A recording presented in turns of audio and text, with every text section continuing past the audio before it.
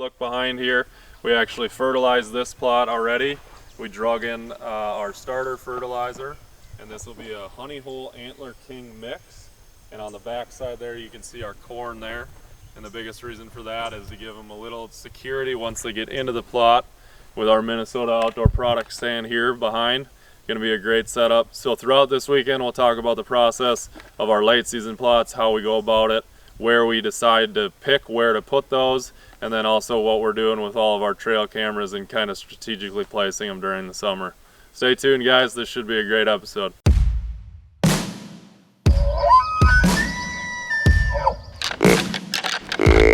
I feel good to let one fly, man.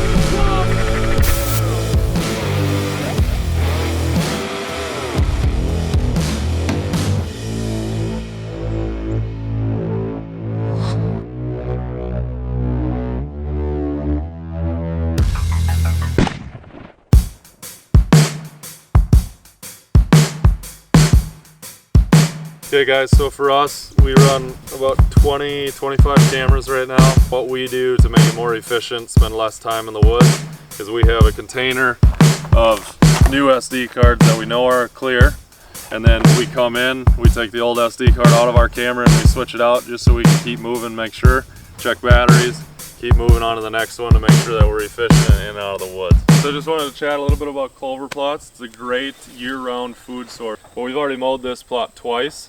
The biggest thing with clover is you're going to want to mow it once or two, 1 to 3 times. You know, once it gets to that, you know, we're still okay on length on here. We usually go shin or knee height. That's when we mow it, just to get it growing again. But this is a great year-round food source for the deer. We always like planting these because they usually hammer these right away in the season and into that early season for that September-October time frame. And guys, one other thing that I want to touch on is you don't always have to have fancy stands. This actually used to be an old generator shed of ours, and we happened to turn it into one of our deer stands. We didn't have to spend anything, cut a few holes, put some burlap, or you can go ahead and use nature, right? Use down logs and build it into a log cabin. We have a few of those. So you don't always have to be spending money on stands, so make sure you be creative. Biggest thing is inventory on the farm. What's going on? What deer are still around? Do we still have a lot of our mature deer? And one of those ways to do that is just adjusting cameras. Right now our camera is about 75 yards that way. We noticed a lot of traffic in the dirt because we had tilled this one under, fertilized, dragged it, and there's already deer moving through this area. Not as much action over there. We haven't checked the card, but we're gonna go ahead and go with our gut. We're gonna move it over here, just trying to make sure that we stay on top of those deer. Be willing to adjust, be willing to adapt. Make sure that you're moving those cameras around during these summer months to really get a good inventory on your farm.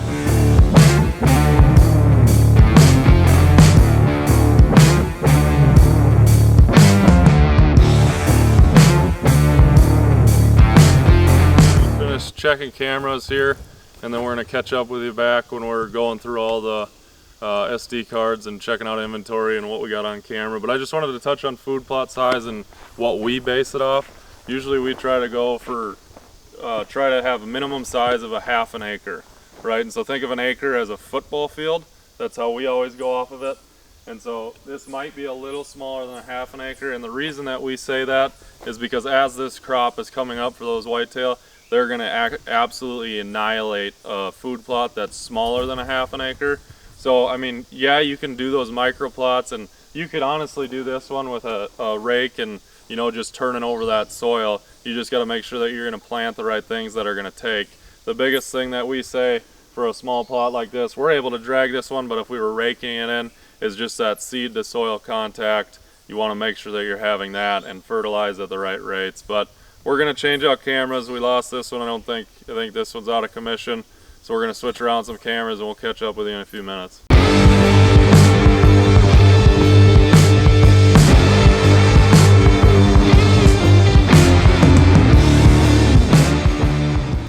Turn.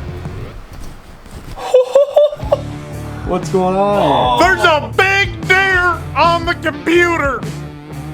Holy smoke. 1, 2, 3, 4, 5, 6, 7, 8, 9, 10, 11, 12. Dude, that's like a Christmas tree on that side. Can you still see? I don't know. It's on grain. Look at. Oh my God. Man, you got a badass hairline.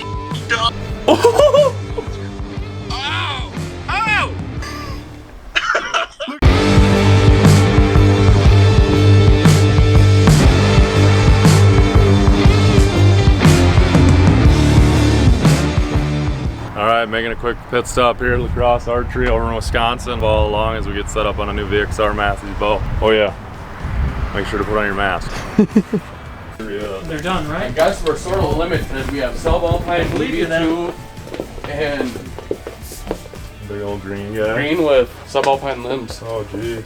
Yeah, we've sold through quite a few. Aren't seen another shipment in for a while. So what have you heard about the VXR versus Vertex versus Traverse, all that? Smoother shooting. It's nice because they actually come again with the switch weight cam.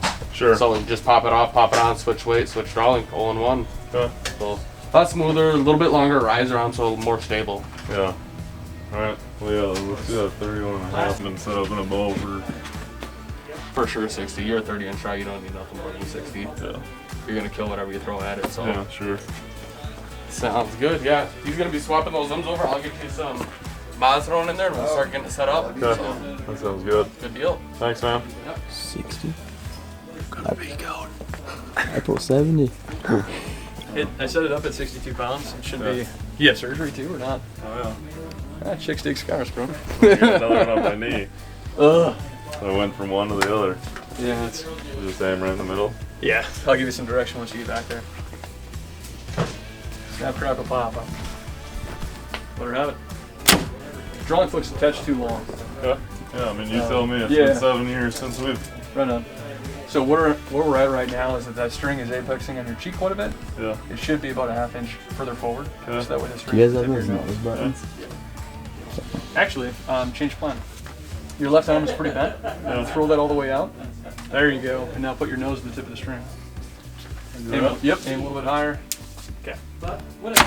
Yeah, that's absolutely perfect. Okay. That left arm. Yeah. If it's too bent, the string is going to come too far inside your cheek. Okay. More pressure. But as long as it's right at the tip of your nose, it's absolutely perfect. Okay. The biggest thing is just get that tip. Tip. Okay. Yep. If you're not opposed to a nose button, it's like a new version of the Yeah, kisser. no, It would I for love sure it. be perfect. Yeah.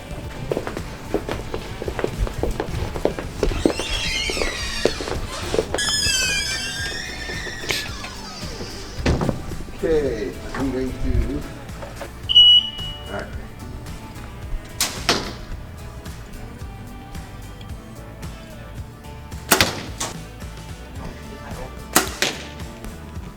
All the same spot.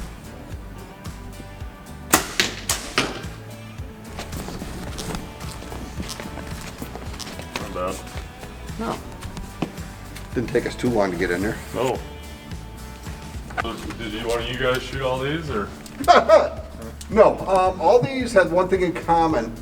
They all belong to some guy who got remarried, and his wife said, "Get that thing off my wall." Oh no. That's always a The bummer. last three down there are northern Wisconsin bucks. Those are mine, my daughter's. Well, hey, as long as you're excited about it, right?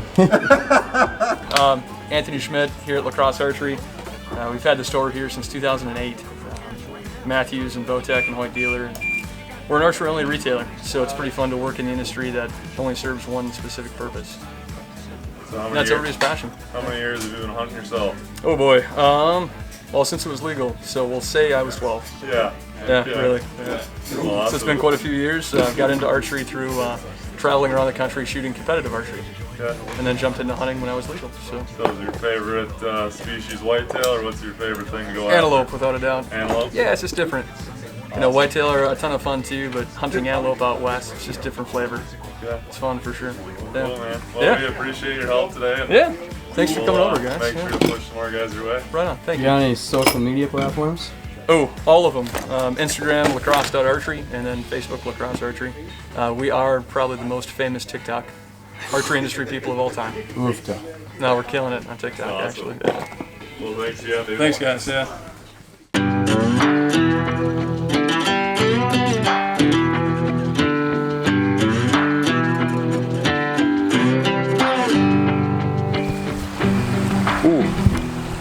What's up, guys? We're gonna be doing some food plots.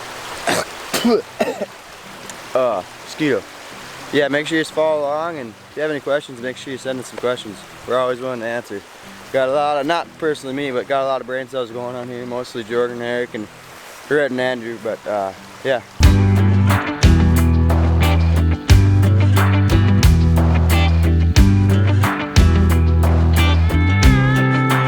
This is peas. We got winter wheats and oats in there right now.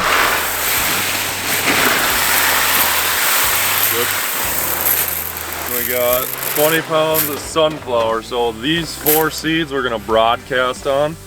And then turnips, radish, and sugar beets we're gonna hand turn on, and the reason for that is they're a smaller seed. And so the biggest reason for using a hand seeder and those is smaller seed, and you can control your rate a little better than this broadcast spreader. And so a tip for that is walk at a really high, or like a fast walk, whatever you decide. And the fastest you can spin this little dial on this hand seeder. That's for turnip, radish, and sugar beets because it's a smaller seed. And you just leave that bad boy wide open? Yeah, we usually do. Okay, so you guys are gonna have to guesstimate, but I wrote it on those bags so you know.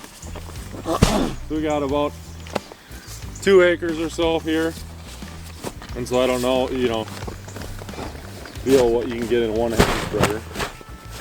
But then Yeah. you got 4 pounds there, 4 pounds there, 10 pounds there. There you go, this is what we got.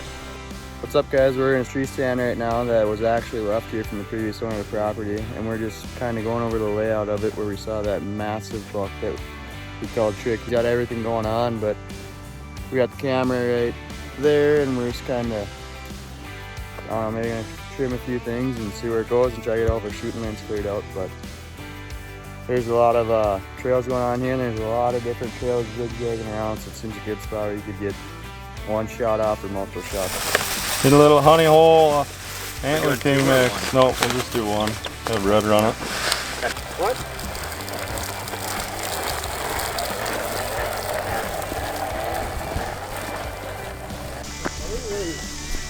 Guys, another thing, if you notice, we just got rakes out here and a hand seeder. Okay, we did have the pleasure of using a little John Deere in here with a tiller, but if you got a little hand tiller, I know that there's some out there for a couple $100. You could do a plot like this, all by yourself basically, or if you get a couple helpers, like the Strauss boys over here. Yep. Workhorses. Yeah, Andre last year he had hit a doe bleed, and he came up from the bedding area down there because it's so thick down there, and it's right by the river. Yeah. And he's out of the commotion. So, I mean, the biggest reason for this stand, guys, is just location, right? You got a bedding area below. The reason for putting a micro plot in here is the ease of food. And then, you know, with us being above them at all, the only spot you're really gonna get busted is when they're coming down, or if you make noise from up in that tree. So that, you know, this stand's been good for us. We'll just see how this plot produces. Usually the first year it's a little iffy, but this honey hole does great, and, you know, a little more shaded, little sunlight, that kind of thing. So.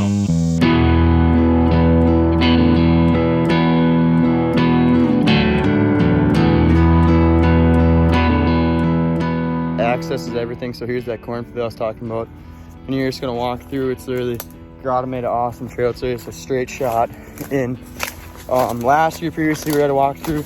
We were walking through, every time I came in this stand, wherever I walked past is where the deer came through, which is not ideal, but clearly we were good enough at walking through, we didn't spook them. Look at your stands right there, boom. Killer setup, up high, nice high step. I personally could be up as high as you can be, easier to see, everything's just better off. And then you walk into the sweet plot and you got a little jack over there. Gonna be a killer plot this year. So we have another one of our food plots, larger food plot, and from the stand viewpoint looking up, also from a deer viewpoint looking up, you have a large skyline right here. The trees are broken up, and so you'll see that we created a corn shelter almost. Okay, so the reason we did that is now when they're in the beans, they're gonna feel secured. They're gonna feel a lot more safe. Their temperament's gonna go down a lot, right? They're gonna be able to play around, feel comfortable in that food plot. That's the whole reason for creating that skyline break, because then when they're in here, they feel safe, they feel secure, that kind of thing. Also, if you notice up in this large oak back here, we have a bow stand. And the reason that we ran this corn line where we did is because it creates a natural funnel to come down in. This will be a late season radish turnip mix in here and rapeseed. And so you're gonna have late season funnel right down to the stand, along with naturally they're gonna run that corn line until they get to the peak of that hill and be able to see over that hill into the more secure portions of the food plot. So we just wanted to touch on that as we were picking rocks through this little late season plot that we're putting in right now. So we're gonna keep going.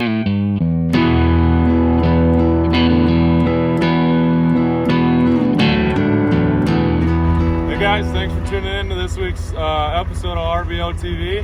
Hope you enjoyed it. I know it was a little bit different, but hopefully you learned a little bit about it. We're gonna keep cleaning up and head back home. Stay tuned for the next episode. See ya.